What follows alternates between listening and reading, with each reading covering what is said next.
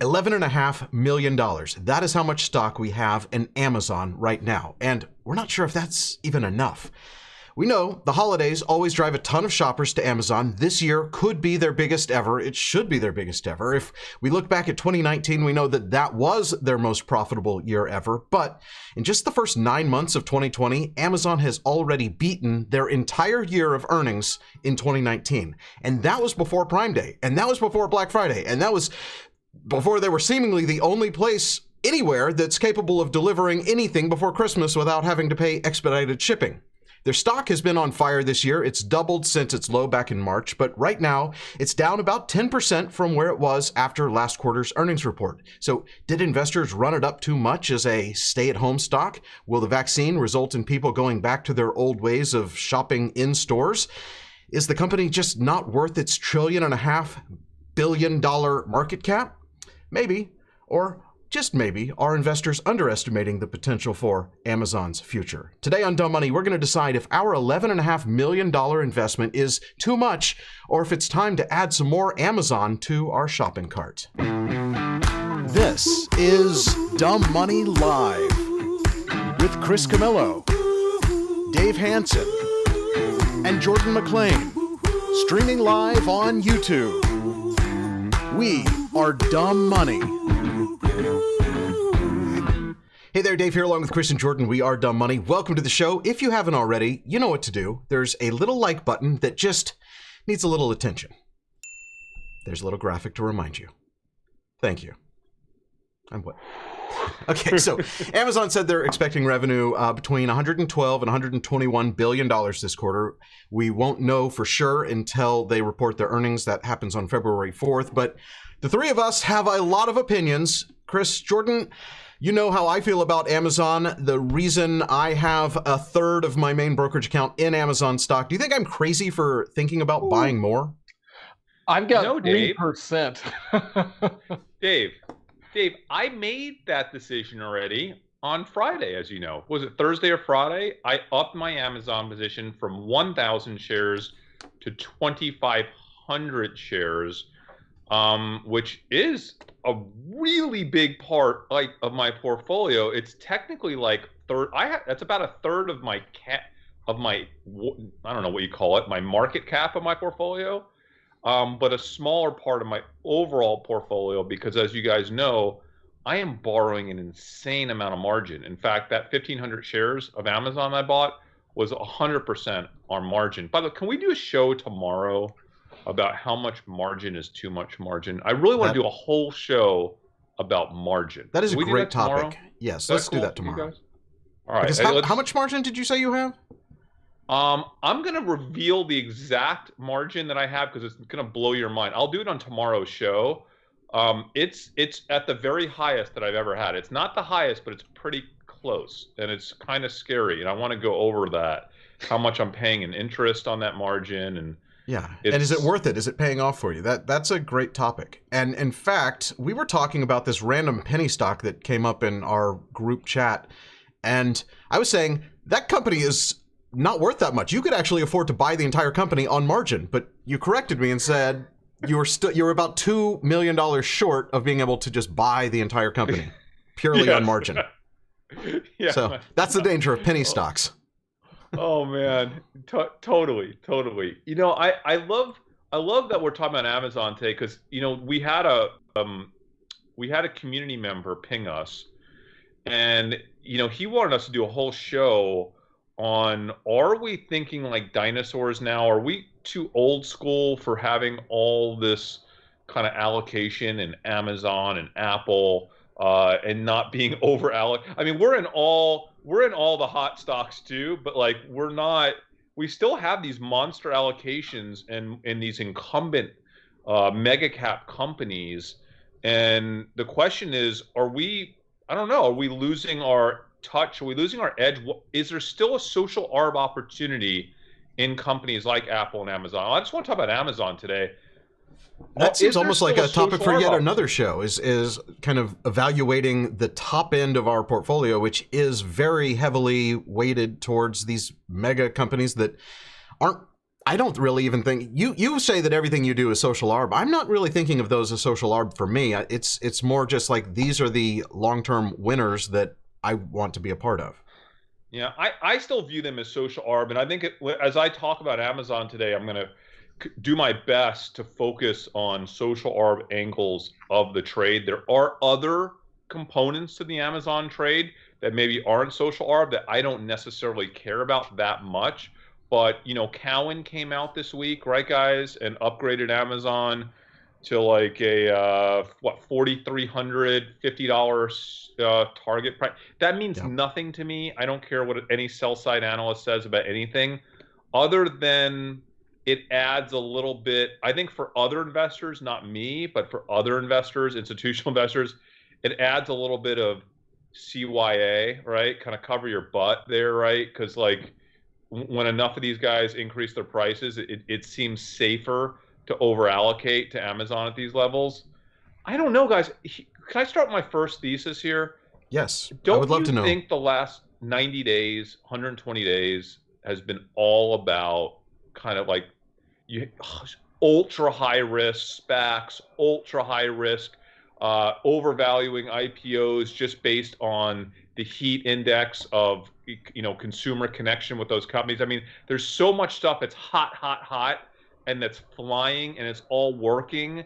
That this is a time, and we've seen it before, when companies like Amazon, you're just not thinking about them. Investors are not looking at them. They're not looking at the storylines. They're not looking at what's changed in terms of Amazon's ecosystem. And, if something is happening at Amazon, maybe it goes missed during a time like this. Because as we always say, the more market noise, the more opportunity, right? So the more hot SPACs, the more the more of the more going on with EV companies, the more that's happening with Tesla and with all these other stocks, that just is noise that allows maybe something that's interesting that might be happening with a company like Amazon to get lost in the mix. And I think I'm going to talk about a few things today, but that may be lost in the mix that investors aren't really paying attention to, but we've seen this in the past with Amazon. Speaking of high flying IPOs, are you still in Amazon, Chris? Or I'm sorry, Airbnb? Yeah. So as I told you, I needed to be in Airbnb. I wasn't going to try to assess the price that the world was going to put on Airbnb in terms of valuation. Airbnb could be up 20% right now from the IPO. That's how crazy this market is. I opened up a starting position in Airbnb, and I told you right away I wanted it to go down. I want Airbnb to go down because I want to own more, right? I invested about 25% of what I would like to invest. I did think that a lot of the hype, a lot of the things that I loved about Airbnb was being appreciated by the market. So there wasn't a tremendous amount of ARB opportunity, but there still was some long term. I think if the market starts to balance that out and maybe some of this heat starts to dissipate, I'm just going to continue adding on to my Airbnb. I'm not afraid to continue adding slowly to the Airbnb as long as the storyline continues to go down the roadmap that I think it's going to go down. So I'm not concerned with looking at my Airbnb position and seeing that it's down 20% or whatever it is, right? I'll love it. I'll just continue to add to it. Not concerned at all. But I think you're right, Jordan. That was a whole week of information sucked up just on Airbnb and Dash, right? Like just a whole week gone. But let's talk about Amazon, guys. There's a few different things. Oh, there was a tweet. God, I almost feel like we should show this tweet. I texted it to you guys last week. Let me pull it up, Dave. I'll re-forward it to you. It was one of our community members. Is it the UK tweet? Yeah, I think I've seen a lot of stuff like that, and I think this is an underlying narrative that I don't think is being appreciated by institutional investors as it relates to Amazon. Hold on, guys. I'm looking for it. Found it. We've been texting quite a bit. There we go.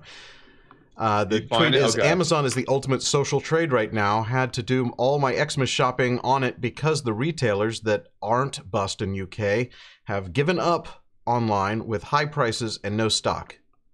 They tagged you at that. Yeah, so the thesis there is, and we've seen some of this holiday season is so big for e-commerce that, other e-commerce players aren't prepared to handle that much distribution.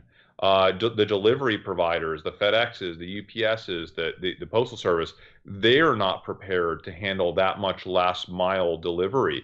So we're seeing a lot of buzz around products getting held up at port, getting held up at distribution centers, even getting held up by the shippers themselves on purpose because they have a bottleneck there. And you know what that means? And also, guys, inventory selling out, right? Like Best Buy only has X amount of inventory, right? Yeah, exactly. So when the inventory runs, I mean, you've seen it, Dave, with camera gear. We've been playing around with our camera gear for the last couple months, and I can't get half the stuff that I need to get for my new setup right now, and I'm having to wait like weeks to get very simple things. It's ridiculous. Like grip equipment, that was which is very strange. Out. Yeah, that never sells out, but it's probably just stuck in transit. Well, no, Dave. I mean, I think it's the same story we've been seeing all year. With people are traveling less and they're spending more money on things that are related to what they are able to do. Which and they're not going into the stores to do it, right? So, generally, a lot of people would probably prefer to go to their local camera shop for some of the camera items that you're talking about. But they're like, you know what? I just don't want to get sick or whatever it happens to be, and so there's going to be a greater percentage that are going online to get those items. Yeah, and who is best prepared to handle, an excess of demand? Like, who has the best infrastructure? Who has the best logistics in the world? Well, that's the biggest thing about Amazon. They've got the best logistics in the world, and that's why, man, it's hard for me to even look at Shopify at these levels with how expensive it is. Even though I love Shopify, the experience just isn't what it is on Amazon with that's the because FBA you're buying program, on knowing Shopify exactly when something's going to show up on your doorstep. Yeah, you're just buying from a random person who opened their own store on Shopify, whether it's a large retailer or a very small YouTuber's merch store, and we can't, at this point, we can't ship stuff and make it in time for Christmas. It's just impossible. Unless through you're our Amazon. Shopify store. Amazon's still doing it because they've got their own network and they've got their own, all these centers that are like, we've got one in Carrollton probably 15 minutes from us. And so they're still just driving stuff to our door every day. And they're stocking just random stuff randomly across the country, but it's not random. It's very systematic. They have this infrastructure down, and they're killing it. And in fact, yeah. Sorry. I was just going to say that, Amazon, as much as we think of them, entering our everyday lives and being the, this e-commerce thing that really, I don't shop anywhere but Amazon. It's become the place I buy groceries. It's become the place I buy light bulbs. It's, everything I need shows up in a box on Amazon. They showed up with 2 boxes this morning. I was going to bring them up as props, but I forgot. But it's everything. And we forget, though, that Amazon's profit is driven largely by Amazon Web Services, and that is also killing it right now. But then the question is, what does the future look like? And that's, I kind of think, where the market is at least nervous. And when Amazon warned about higher cost last quarter and said, yes, we're going to have crazy revenue in Q4, but we're also going to have high costs, and we can't predict the future. Well, here's the thing, Dave. I don't want to get to AWS yet, because I think there's a real thesis here around this distribution and logistics. By the way, I just sent you the coolest video ever, Dave. I just texted to you. This is a video of the AI robots that are in the Amazon distribution centers around the country that I got to witness in person.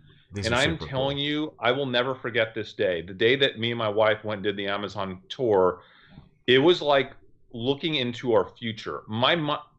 I was like, how does this technology exist and me not know about it? It was the coolest thing I've ever seen, ever. But the thesis is that, well, look at this. So those robots right there, there's a room, like a entire, like, I don't even know how big it is, 200,000 square feet, the biggest warehouse you've ever seen.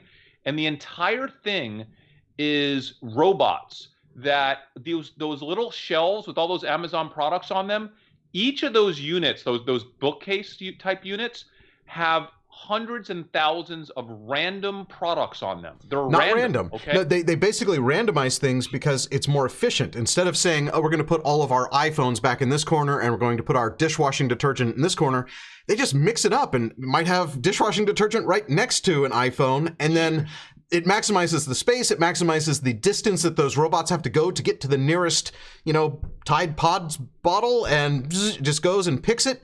And you see that robot that's driving on the floor just picks up an entire shelf and fills it and brings it to a human to then actually say, oh, this item in, box 1A is going into this cardboard box that we're going to then seal. If you had the smartest people in the world try to restructure inventorying and distribution from the ground up with no limits, this is the system you would come up with. I saw it and everybody was in awe. We were all just eyes wide open, like, this is so genius. All I want to do is go home and buy more Amazon. I was on my phone that day, I think, buying more Amazon, just watching how this works. And I was like, any company to be behind that type of process flow is mind-blowing. That company will own the future. And at that moment in time, I developed so much respect. And Jordan had been preaching this to me for years. He's like, Chris, the real secret is in logistics and what they're doing. And I was like, oh, because Jordan had been reading about Amazon logistics. This is like 8-9 years ago, right?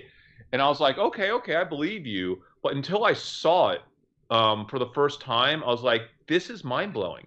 So anyway, the thesis here is that Amazon might be able to capture even a larger share of that last 2-week holiday business because they have the inventory, they have more products, they have the ability to get products to you quicker. Dave, what were they saying on today's show, preaching over and over again? I've been watching all week, and they're saying if you don't order by, I think it was the 2 days ago, most shippers aren't going to be able to get it to you or guarantee it's going to get to you, except for Amazon. And I ordered something yesterday and it showed up today.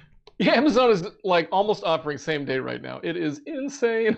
During the busiest time of the year. I was trying to get a watch band for Adrian from this one company, and they were quoting January, and I'm like, well, I mean, that's not going to happen now. But Amazon, I can anything that I find. I mean, probably at least 70% of things that I would be looking at, I could get well before Christmas. It's kind of mind-blowing that it's even possible to have something show up tomorrow, especially when every other shipping carrier is backed up. And FedEx and UPS are bogged down also trying to ship vaccines around the world. So that's part of the thesis that I think there might be some social arb there. The other thing where I think there might be social arb in another narrative, I think one of the knocks against Amazon right now is that post-pandemic, a lot of these companies that Amazon competes with, like Best Buy and Target, right, and Walmart, they've seen a massive uptick in their e-commerce business this year. So you can make a case that, oh, everybody's catching up to Amazon, right? So that's one lens. That's one way to look at it. And I see a different scenario. And I'm not going to say for sure that this other scenario will play out, but the scenario I see, and no one's talking about this, is that we all have a lot more time right now to sit on our butts at home and shop a whole wide diversity of stores, right? Like we can shop specialty retailers that are e-commerce, they're doing e-commerce, all this stuff at home. I think post-pandemic, when people go back to their everyday life, you're not going to sit there and kind of like spend 2 hours surfing 6 different e-commerce shops for a good that you can just get on Amazon. And I think we might fold back into convenience, right? Because Amazon Prime and Amazon in general is really about convenience. They've kind of mastered quickly being able to find anything that you want and just getting it. Where if you're sitting there all day, you might enjoy looking at all kinds of different sites, right? So I don't know. I'm not saying that thesis is correct. Yeah, no, I agree, Chris, and I think it's more than that, right? Because when I'm looking, they don't even have to have a better price because I know I get 4% back because I use an Amazon Prime credit card, no annual fee, not 5%. advertising the card. I'm 5% back. 5%.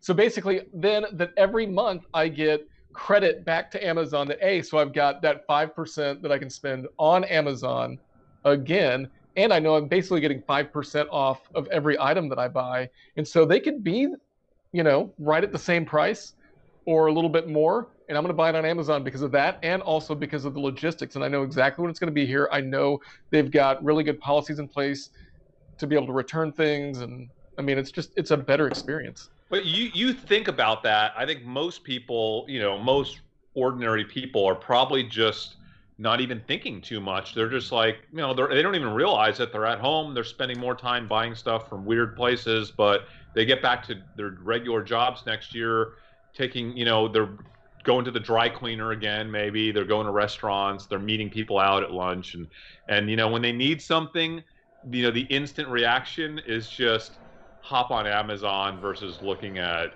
should I get this at Target or Best Buy or I'll tell you. You know what's so funny? My wife right now, she sometimes will order stuff from Target rather than ordering it from Amazon because her and my daughter just like to get in the car and go drive at the parking lot of Target, and it gives them something to do. Just it's curbside, right? And then my daughter even told me, she's like, yeah. Then me and Mom, as we're leaving, like we drive real slowly past the door, we kind of look through the door of Target inside, So it's like, I think so. But they really miss getting out, don't they? I don't know. I think there's all kinds of behavioral changes right now, and it's really hard to anticipate how they all shake out post-pandemic. Yeah. Should we talk about things that we're worried about with Amazon? Yeah. I mean, there's definitely a few things. What do you got? So I've got the EU. So two things. There's the antitrust lawsuit, which involves basically anti-competitive processes from Amazon where they're selling their own items. They're competing against their FBA partners. And so that's kind of that's probably like their biggest black eye, I feel like. And so that's going to be not just the EU, but that'll happen in the United States as well. And so Amazon really needs to figure out, how do they level the playing field against themselves versus all the third-party sellers that are on their site. So that's a big deal. And then also the EU is coming out with this new penalty program, and I think that was just announced in the last few days. That could be really a big deal for some of these bigger companies like Amazon. And how does that work? Do we have details about what the penalties are going to be? It could be up to 10% of your annual revenue, I think. That was like a top level thing that I saw on a news. Yeah, I saw that too. That's a month. Is it 10% of your annual revenue, or like a single fine that's 10% of 1 year's revenue? Something like that. Every year, I don't think. Yeah. But even so, listen. The EU thing is a big deal, and the US deal is a big deal. I feel that it also happens to be what's holding that stock back some, though. Yeah. I think it's been communicated pretty well. I think the market is afraid of it. I know I'm afraid of it. Historically, that was the reason why I was hesitant to go in deeper on my Amazon position. So, it is somewhat concerning. I agree, Jordan. It's something that we all need to be thinking about here as a risk factor. Sorry. I had some pass through here. I like that your studio is in a high traffic area of your house. That's is it a hallway? Are you no, it's not a hallway? It's not high traffic. It's very limited traffic, but it does sometimes happen. I took another look at that third story room, Dave, today, and trying to figure out how I can move everything up there. I think it has to eventually happen. So Jordan, help. You're right. That's a big risk factor, but one I think is kind of priced in a little bit. I mean, I think if it actually happened, I could see Amazon getting hit again. I think it's one of the factors Maybe. that has caused the stock to kind of trend down for the past, month or so. Yeah. Can I talk about one thing that I think is really big? I don't want to go to AWS yet, but let's talk about all the non-AWS stuff, and then we can Sure. talk about AWS. But I think there's something that's a huge positive that's going to likely happen at some point in the next year. And I don't know when it's going to happen. It's certainly not a guarantee, but I truly do feel like it's likely to happen. And I think it's going to happen in the next year. It's something that I hate talking about. I think it's so stupid. It's a mechanical thing. It should not impact stock price at all, but we know that it will. You know what it is. What, the end of the You year? know what it is. You don't know I what it don't is? know what you're talking about. Saying that? What are you talking It's a about? stock split, man. Amazon. Oh, I think there's been so much buzz around the Amazon stock split. Bezos is not an idiot, okay? It's been transcribed with Apple, with Tesla. Like, we've seen it. We've seen how it works. It's a no-brainer for the company. All it does is it just hypes the stock more. I think it would be I think it'd be ridiculous for him not to take advantage of that while it's still a stupid thing that you can No. get, you can get market cap out of, right? Am I wrong? You can get market cap out of it, and you got to realize Amazon's never done a stock buyback. So No, they have 99. did they do it in '99? Okay, Yeah. yeah, but They it's did, been a they long did it a time. couple times actually back Okay. then. I think it was like 97, 99, Okay, or maybe but not in 2000. like in recent history, they've not done a stock buyback. Not in at least 15, 16 years, maybe 20 Yeah. years, But but I feel like Amazon is not one of those companies that tries to say anything positive. I feel like every time they say anything, it's trying to just downplay expectations and push things off and not sound too excited about their profitability or their They've got a revenue or bullseye on anything. their back. I mean, they announced that, we have a pandemic, so we're going to spend $1 billion and have additional expenses to deal with that. I think that they I think they could maybe announce a stock split in an Amazon way and not even be excited about it, though. And so, like, I feel like for them, maybe it looks bad that their stock is so high too. Like, people should be so focused on market cap, right? Not I know stock it price. doesn't change the $1.56 billion that the company is valued. It would be exactly the same, although it would probably go up because No, of Dave, that's people the wanting to buy point. more It shares. would be more. It would be more because as soon as they announce it, it's gonna go up. It's worth more all of a sudden. No, I know. It just doesn't make it doesn't make sense. So, But I don't see Amazon being the company that would try to do anything that would artificially increase their market cap.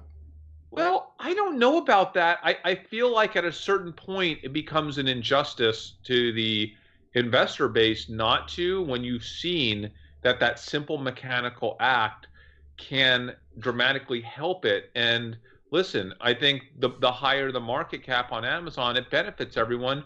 Bezos has begun the last couple years selling substantial amounts of his stock off, right? He's selling it looks like every quarter, selling billions of dollars of stock every quarter, which is fine. That would be better at a 10, 15% higher price, right? Like, it'd be less dilution for the company. I think he doesn't want to do it. He hasn't done it, I don't know, a couple decades. I think now's the time, though. I think there's a reasonable chance that happens in the next year. And it's something that you just has to be in the equation. It's part of my social arb trade. Am I saying it's 100%? No. Am I saying it's 30, 40%? Yes. I think there's a 30 or 40% chance that in the next year we get a announcement of a stock split. And I think, as stupid as it sounds, it's going to propel the stock price because people are imbeciles. But what's your time frame on that? In the next year. You think it's the next year? Okay. Yeah, and it could be next month. I don't know. Well, for me, that is a reason to buy more of the company that I already own more of than anything else. Wait, do you think this is going to happen? Is that?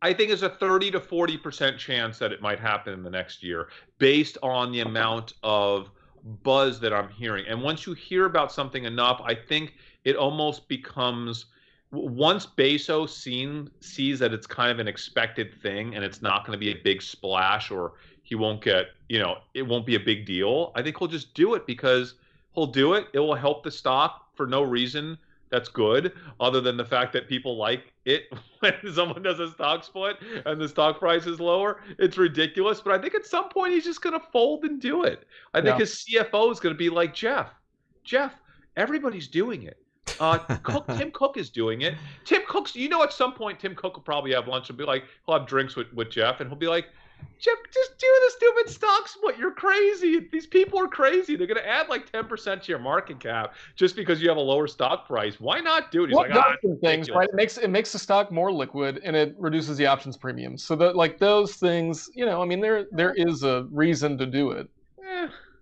It shouldn't affect the market cap, but it does because it makes the stock more liquid, and it makes the options more liquid. Yeah. So whatever. I think it will happen. Okay, so I want to talk about the TPS program. This is the third-party seller program, guys. We've already kind of hinted at it. Did you guys by chance read that article I sent you last night about third-party seller program, it being like this hidden thing? It's monstrously big. So it's $2 billion, $200 billion program annualized. And there's some people out there that are thinking it could grow to 400 billion a year. Third-party sellers is this thing that no one really talks about, but Amazon has really perfected the third-party seller kind of platform on the back end. And if you're a third-party seller now, there are businesses that instead of launching a business, you're launching a business on Amazon, okay, as a third-party seller. Now, it might be 100% of your business or 50% or 80% or 30%, but in a lot of cases, people are just launching Amazon businesses. You guys know that I'm invested in one of these third-party sellers that is now almost $1 billion company, and all they do is acquire tiny third-party sellers, and they basically enhance the marketing, they enhance the photography, they enhance the operations, they streamline everything, right? And they're able to get the margins up by like 20, 30%. They're able to get the revenue up by 20, 30%. The idea here is that positioning on Amazon is equivalent to having a premium retail store on a corner or in the best place at the mall. And the way that you get premium positioning in Amazon is through success, right? So the more reviews you get, the better your reviews, the better you are at shipping things, the better you are at engagement on the Amazon platform. Amazon propels you up to the top, right?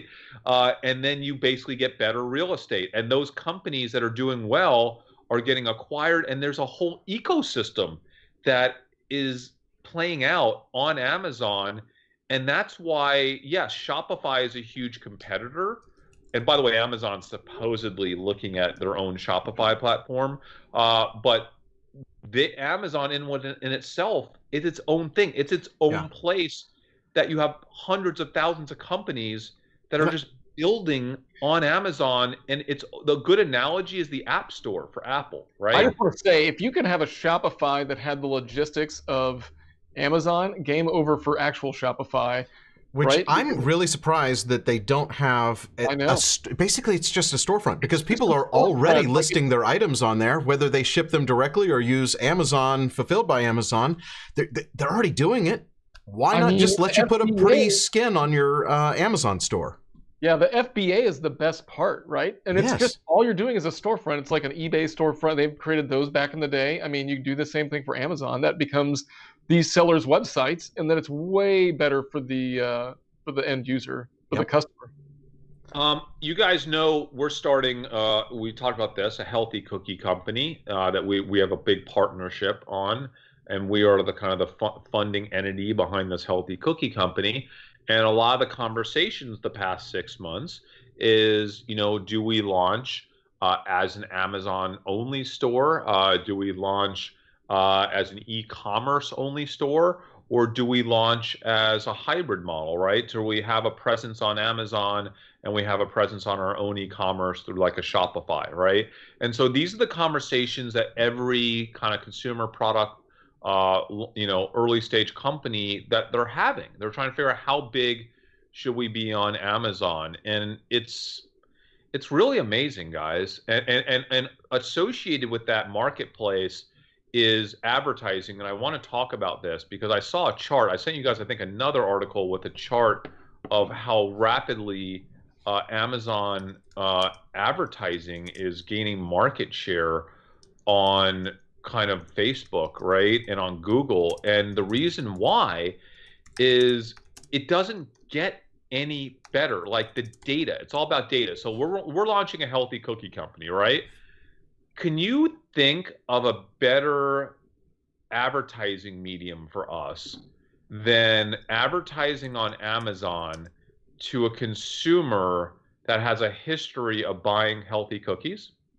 Right? I mean, is there a better targeting for that? Like while they're on a place where they're shopping for healthy cookies, like is there anything better? Like if you're trying to sell, I don't know, pool accessories, is there a better target than someone who's purchased just searched for pool accessories? Exactly. Like it's a stupid thing, guys, but the history of online advertising, in the original days, and by the way, this is our background, right? Because we were in LA. Dave, you were at Yahoo. I was at a company called BizRate when Overture really owned the search space. And that was ultimately acquired by Yahoo, your company, Dave. Mm-hmm. And at the time, when Google finally emerged, this whole industry of online advertising was centered around people searching for things. And that was like mind-blowing. Oh, you're searching for a healthy cookie? So we're going to try to throw a bunch of ads at you. Well, that's great. How about if you're not even searching for a healthy cookie right now, but we know you bought one 2 weeks ago? Yep. The universe of people you can advertise to is so much larger because on Google, you could only advertise to people that are searching for it right then and there. Now, you do have historical data on Google that you can extract for that type of marketing, but I think Amazon becomes the gold standard at that point. It becomes the gold standard for advertising, at least amongst CPG companies, amongst product companies, right? Am I wrong?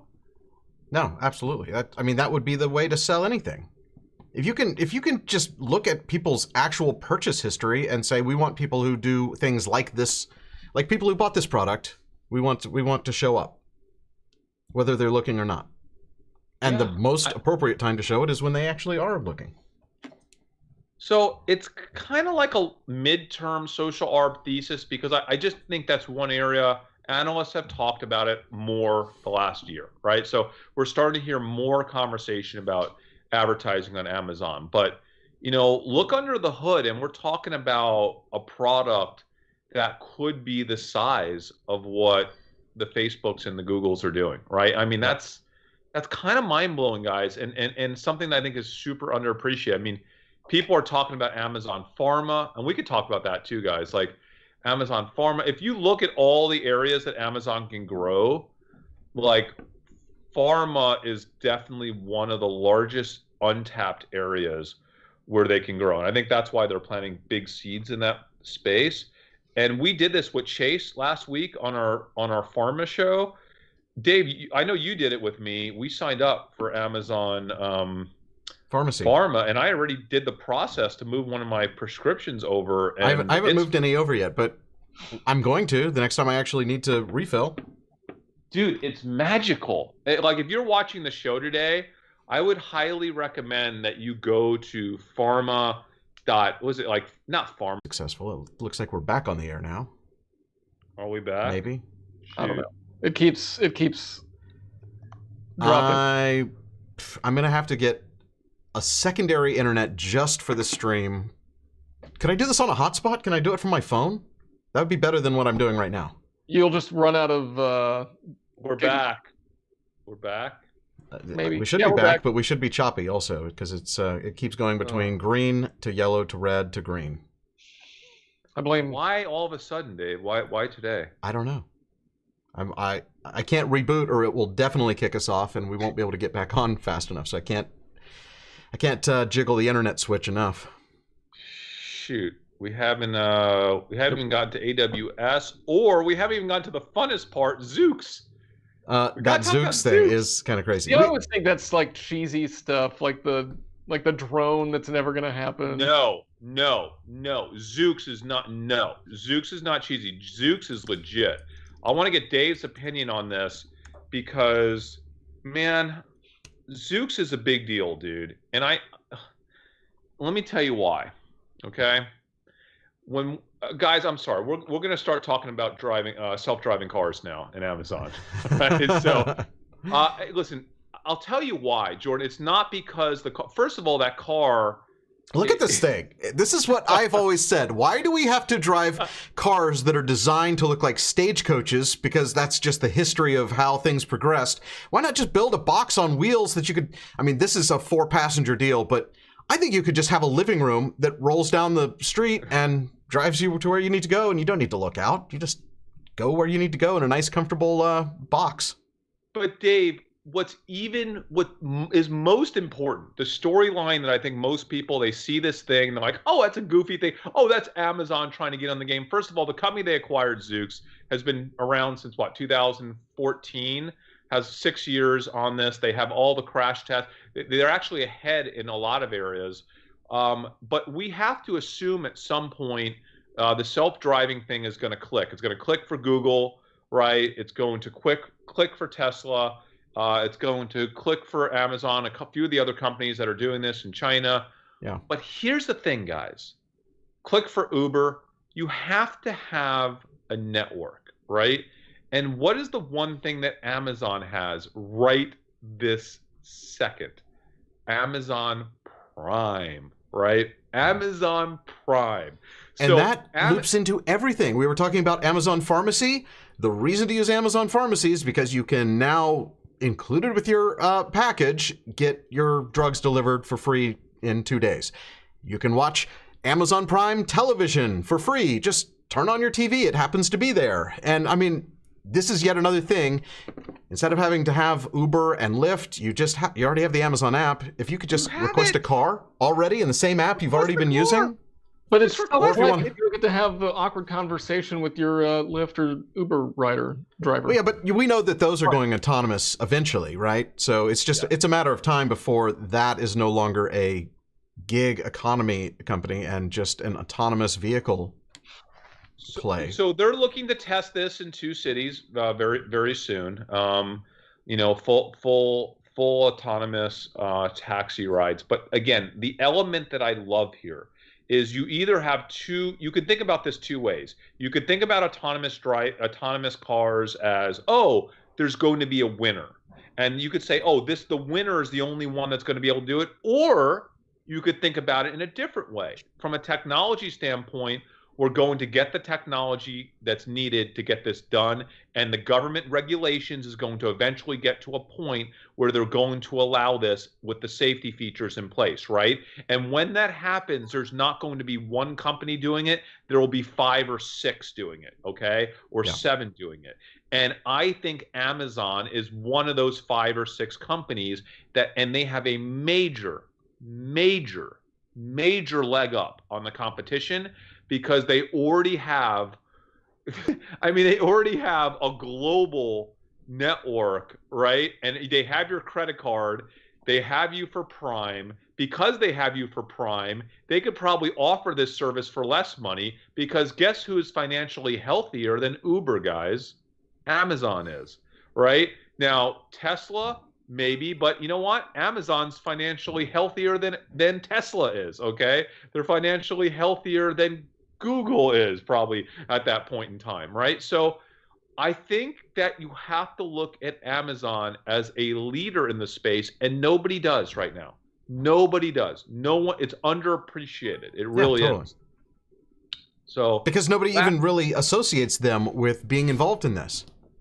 No. Yet. And they are in a really big way. So I think they're involved in it. What's so interesting is I feel like, if you think about the Apple approach, right? Apple is going to kind of test. They're going to wait. They're just going to wait till the marketplace is right. I think Amazon is in a position with this to say, hey, we have our tech. Our tech is kind of right in line with all the other self-driving tech. However, we're going to wait it out till the time is right because Amazon has the money, the resources, the network. It's all right there. And by the way, what a different approach. I mean, that vehicle, they're actually designing their vehicle for full autonomous rather than retrofitting a regular car, right, Dave? Like, which is what I love. See, that's what I like the best is that it's not a retrofit. It's like purely thought out from scratch. It's maximizing the space. It's not, you don't have some weird driver's seat like you do. And, you know, I think Waymo has a driver's seat and steering wheel still. A traditional car makes about as much sense as a stagecoach. It really does, Dave. And if we were going out to dinner, right, Dave, as we do, and we often will share Ubers, you know, you, Megan, me, Amy, like, wouldn't this be a way cooler way to get to dinner? Because we're facing each other. Absolutely, You're having a conversation. It's just like sitting in the living room, having your pre-drink cocktail, then you just move it on to the vehicle. We're probably bringing our pre-drink cocktail in the Zooks, right? And I sure hope that's allowed. I don't know. But I love it. Listen, I'm not going to get into the game of figuring out when it's coming, how quickly. I think that's an industry problem. I think it's a sector issue. I think it's all going to come at once, whether it's in 3 years or whether it's in 9 years. I don't know. But I do think that Amazon will be ready whenever the industry is ready. Amazon will be ready to be there, right? They're not going to be on the sidelines trying to catch up. 100%. Which is all that matters. By the way, one small thing, it's kind of like a round-off error, but I think it's a yet another positive that is understated, maybe a little misunderstood, is Twitch, right? So Twitch revenue really hasn't been as large as it could have been. It's in the hundreds of millions, not in the billions, okay? But Twitch is still there. It's been around now. It's still there. It's growing. It's doing great. I think Twitch is really solidifying their space in what is becoming just a massive ecosystem for gaming, right? YouTube is obviously there as well, but watch out. I mean, I think Twitch has some really big days ahead of it the next 5 years, right? I think Twitch is going to see massive growth, much in the same way that Instagram grew really big, but kind of didn't grow its advertising really big until very recently. I think Twitch is another one of those stories where, because the environment is different and the demographic is different and the content is different in that it's gaming content, I think it takes a while for advertisers and the market to fully appreciate and I think educate themselves on how they want to advertise in a medium like that.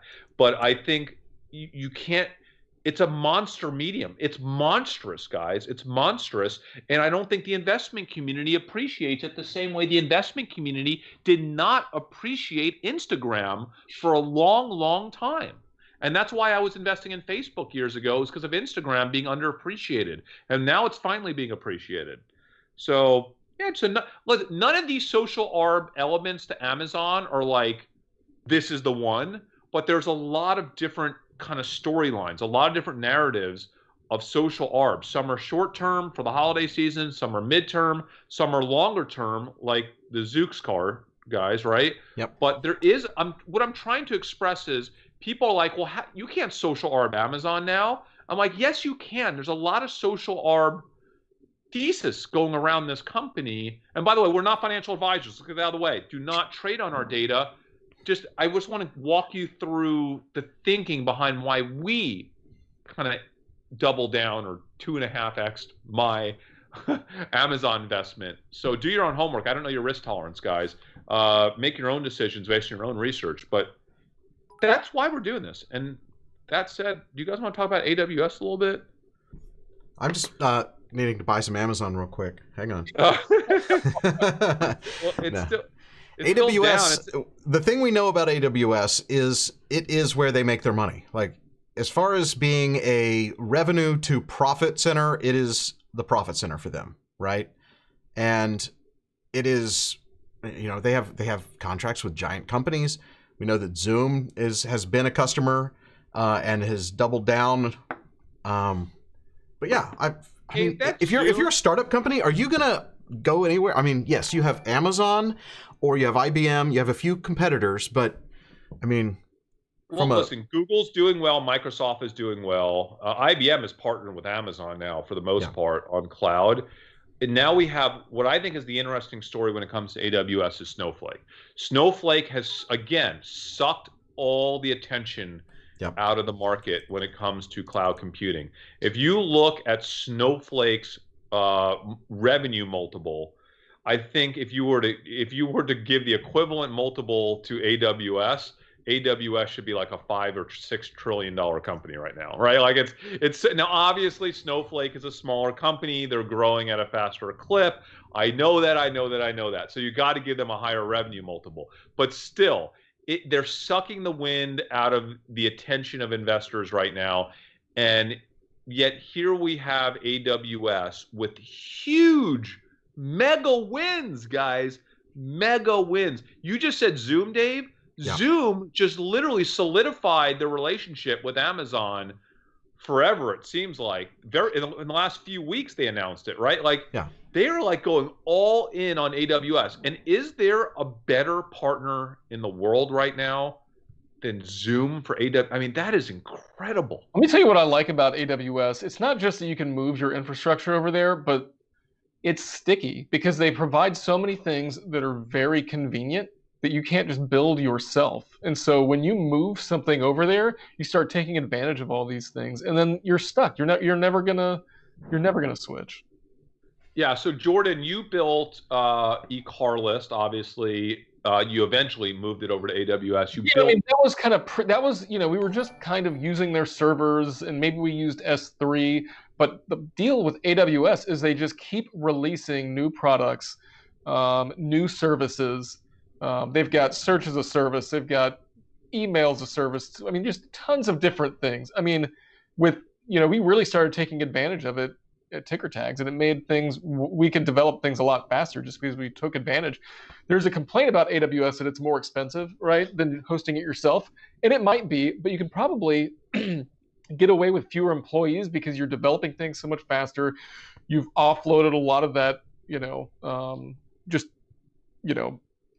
mental gymnastics that you have to do when you're building some of these platforms. You're offloading that to Amazon, and that's worth money.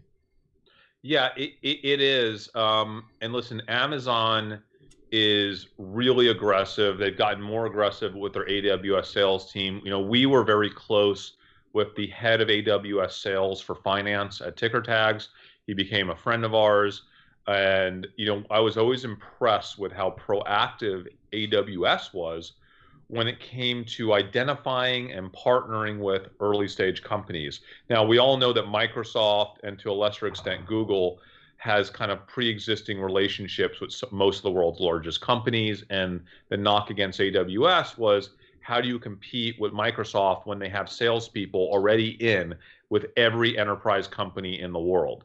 Well, Amazon is not a kid AWS is not a kid anymore. It's been a decade now. Let me tell you something. That sales infrastructure that we have personally gotten to witness at AWS, they were not at Microsoft was not at the conferences. Like, Google was not at the conferences. AWS was there. They were there. They were sponsoring the conferences. They were giving away money. Like, it was, until you see that and witness it as an early stage company, it's hard to really appreciate.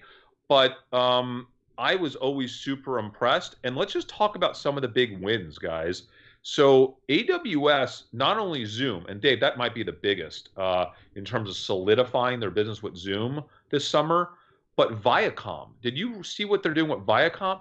No. Viacom is basically moving the entire global media, everything, all of it. One of the world's largest media conglomerates. They have a plan in place now to move everything over to Amazon, right, to AWS. BMW partnered with Amazon, not just for BMW specific stuff, but for the entire automotive industry to try to move the entire supply chain, right, in automotive over to AWS. Like, what a great cornerstone partner to have in automotive, and they have many others in automotive, right? Jordan, did you see the Reuters news? Reuters, I mean, talk about an old school company. Uh, we were partnered with Reuters, and at one point, we thought we might sell ticker tags to Reuters. We were working closely with them. Um, Reuters announced that they are moving all of Reuters over to AWS. Like they're going to try to transition all of that data, like the entire Reuters ecosystem, over to AWS. So it just shows you how early we still are in this kind of transition to cloud. And Amazon's not going to win it all.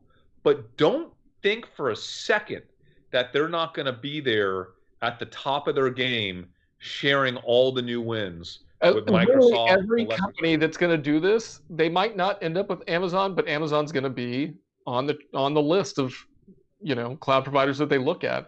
They have to be. They're going to get their share, right, Jordan? Like they're going to get, and they're going to get their shots at every single one of these things. Yeah, it doesn't mean that Snowflake won't do well.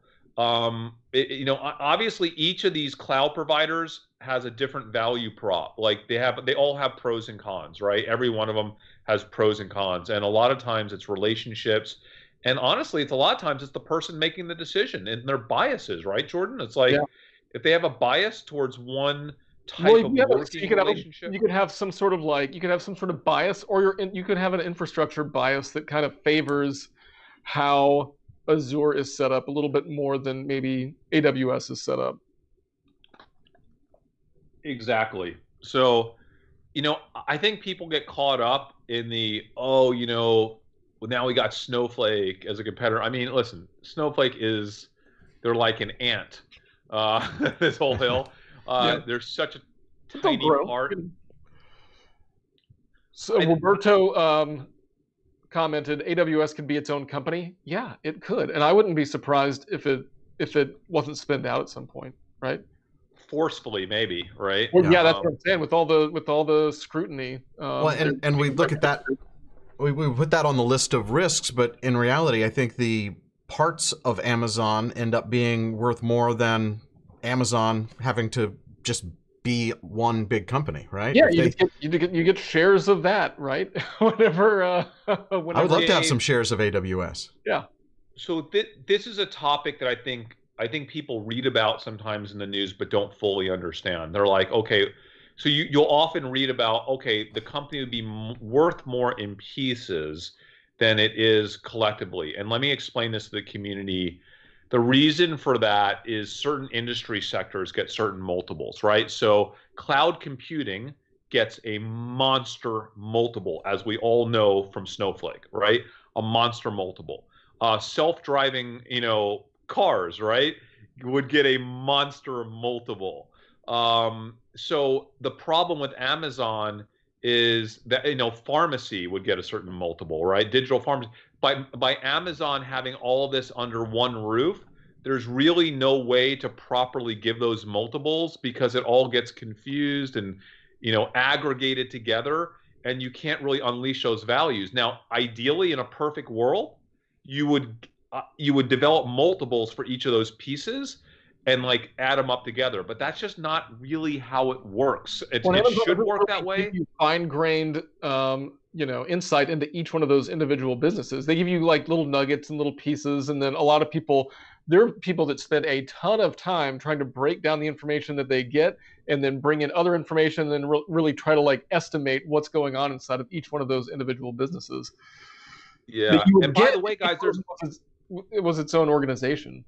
Yeah, there are also people that only want to invest in cloud computing and they don't want to invest in e-commerce. Yeah. And they're not going to invest in Amazon. You're going to lose those investors. So that's kind of less demand on the asset than you would ordinarily have. So yes, that's always sitting there. If you were to break it up, you're probably going to get much higher collective valuation out of the pieces than you do the whole, especially when you're looking at just breaking out AWS, right? Yeah. It's interesting. I don't know if it will ever happen. I think it might.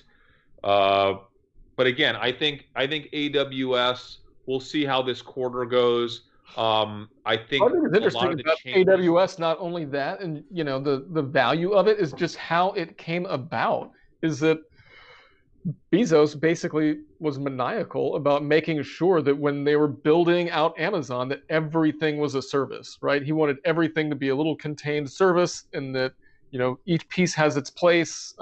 They had clear delineation of what talks to what, and because of that, on the early foundation of Amazon side, that they were able to turn this into a huge product that's you know highly profitable. I think that underlying foundation of how the company was built absolutely has been key to its success over time, and would allow them to actually split into multiple company, turn the business units that are already, doing internal transfers of money to pay for services to separate independent reporting units that could give a higher multiple to AWS. And, I'd be happy with owning a part of all of it. As I am by owning their stock. Yeah. So again, I think one more piece on cloud computing in general, guys, because I think it's not really being openly discussed in the investment community as much as it should be. The pandemic's impact long term. We talk about connected fitness. We talk about real estate. But what has really happened this year is we've had a massive pull forward in cloud computing value, right? The value that companies place on cloud computing and cloud computing budgets. Now, I think what's fascinating about that, and this trade specifically, is that cloud computing is not something where you say, okay, we're just going to start spending all this money on it right now, and then it just happens, right? Jordan, you know this. So what's happened is the companies all around the world have said, we need to be better prepared to operate remotely. We need to invest in the cloud. We need to invest, we need to be prepared now. So those decisions are happening in 2020. That does not mean that the money is flowing to Azure, to AWS, right, in 2020. What it does mean, I believe, is that in 2021 and 2022, a lot of the decisions that are being made this year, those conversations are going to be had with the cloud computing companies, and the budgets will start to be allocated towards making the transition over to cloud, or more components of the business transitioning over to cloud. Right. And I think we're going to see the windfall of that movement next year and the year after, right? So again, it's another, I think, misunderstood element to kind of the pull forward. It's a pull forward in value and interest, but not necessarily a pull forward of revenue yet. In fact, if anything, you can make an argument that Amazon has had to give away a lot of stuff this year to their big partners because they've been injured this year, they've been hurt, they needed help, and so they've had to be really flexible this year. But when the world comes back next year and the year after, I think all the cloud computing companies, AWS especially, are going to be in a great position to now close deals. That's what I'm getting at, right? You know how many of these deals, Jordan, how many of these deals have been on the table for years at AWS? So they probably had. It takes time, right? I mean, sometimes you even have to hire people and bring in consulting firms and stuff like that just to figure out how you're going to do this, because of how entrenched you are in your current infrastructure, right? And so these can be, you said 2 years. Some of these deals could be 4 or 5 year, deployments. Right, and it's a massive undertaking. This sales cycle for cloud computing and migration of data and migration of process to the cloud at the enterprise level is absolutely massively long, right? And I think, again, that a lot of investors don't fully appreciate that. So that's the last piece of social arb that I have. Again, across the spectrum, I see all kinds of social arb opportunities as they intersect with Amazon, and it's really kind of strengthened my view on the company. I don't really know how long I'm going to keep that monster stake in Amazon. I know I'm going to probably keep at least my 1,000 shares in perpetuity. At some point, I might get nervous, or I might feel that the market's starting to appreciate some of this stuff, and I'll get closer to the 1,000 versus the 2,500 that I have today. But that's the trade. Yeah, and I'm keeping my 1,000 shares and considering buying some more.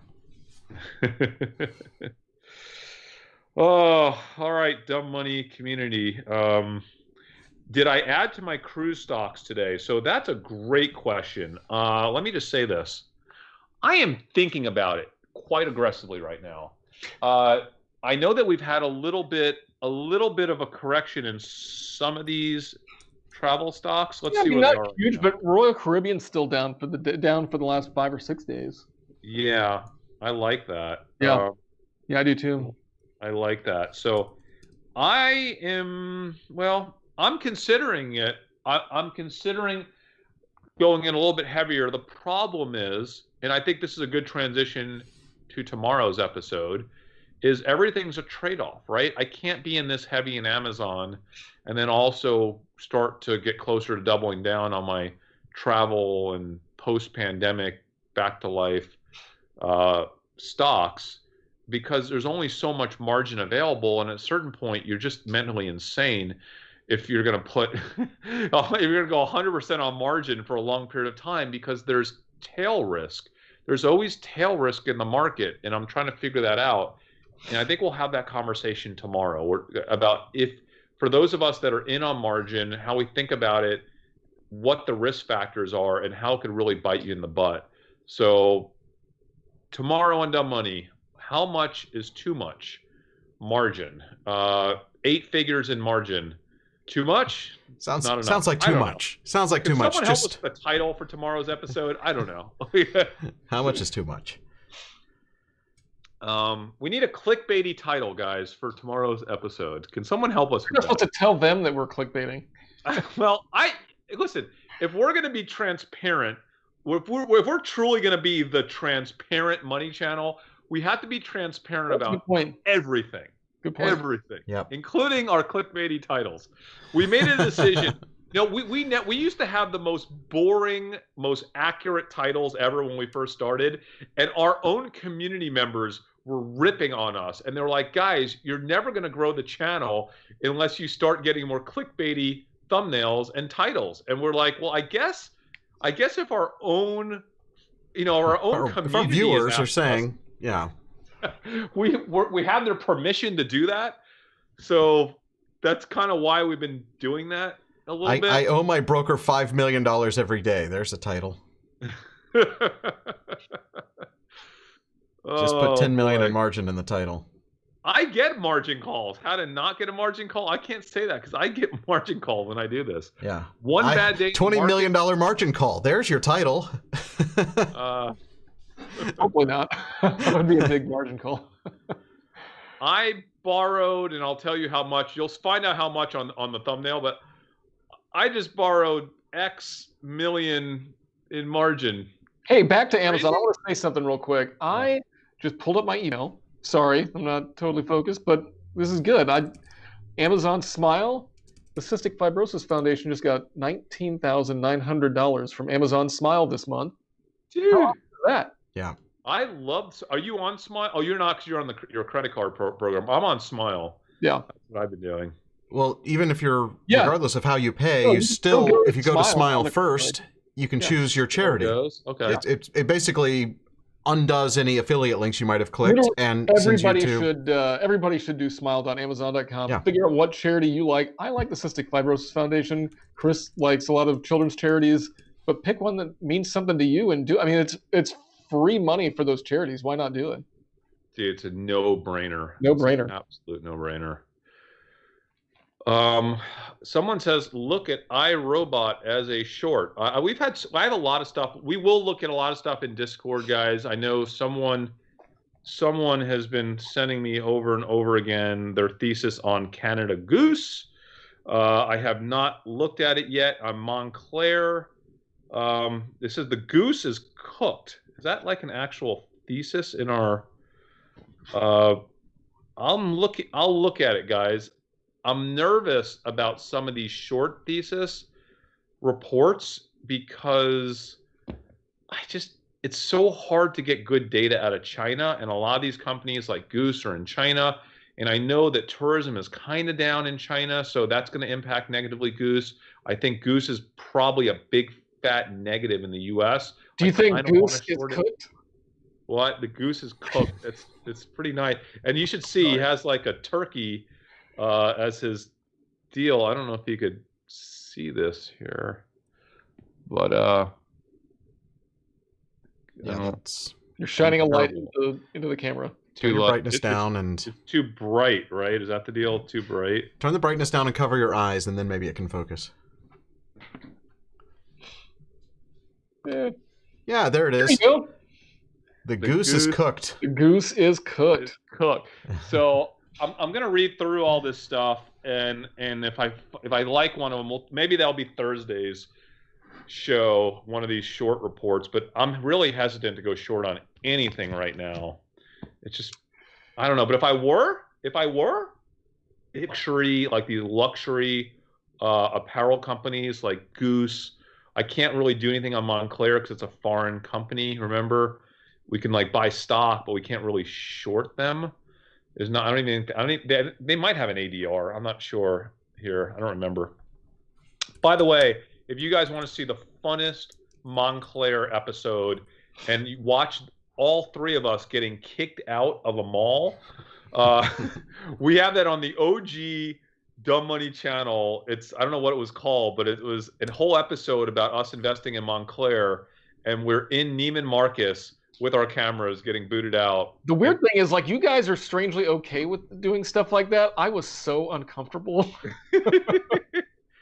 Dude, Montclair does apparently have an ADR my here. Whole life. Is that what kind of a chart is that? That is a year to date on Montclair's. Pull the 5 year. Here's a 5 year on Montclair's. Wow, they are man. I'll just compare that to the Italian one to see if it actually. Oh yeah, it's totally tracking it beautifully. Yeah. How about Goose? Goose? I think came down is the problem. They're down.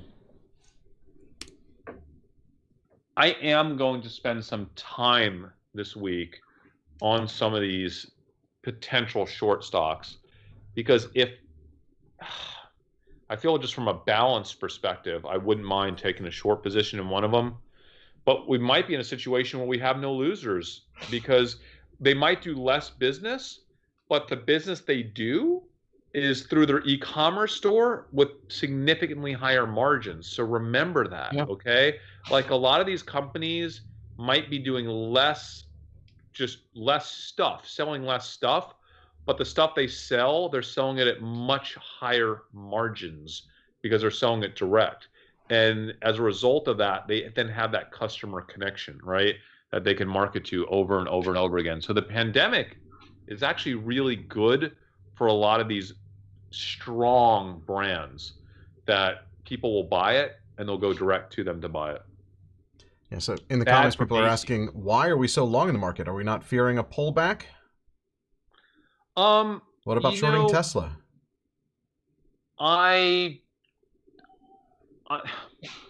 Listen, I'm long in the market because I'm not seeing the trigger yet for the pullback, and that could be a mistake.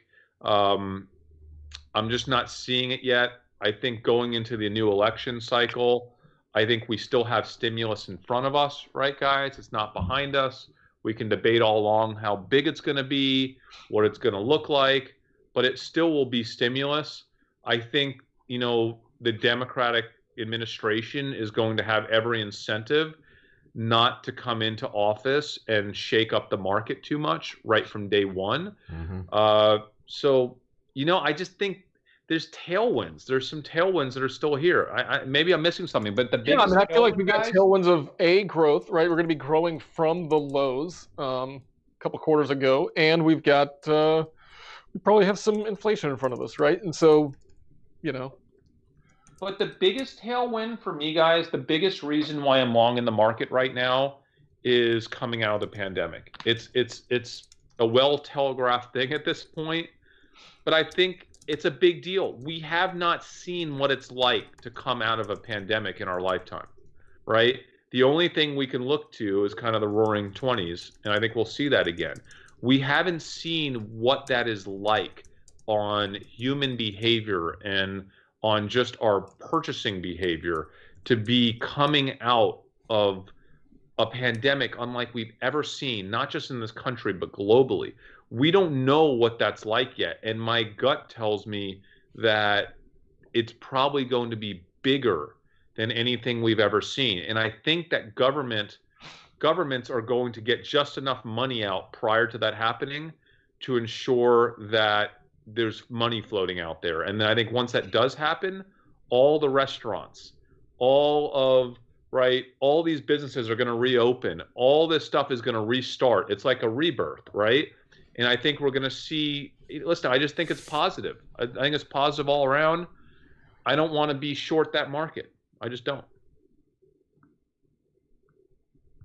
So.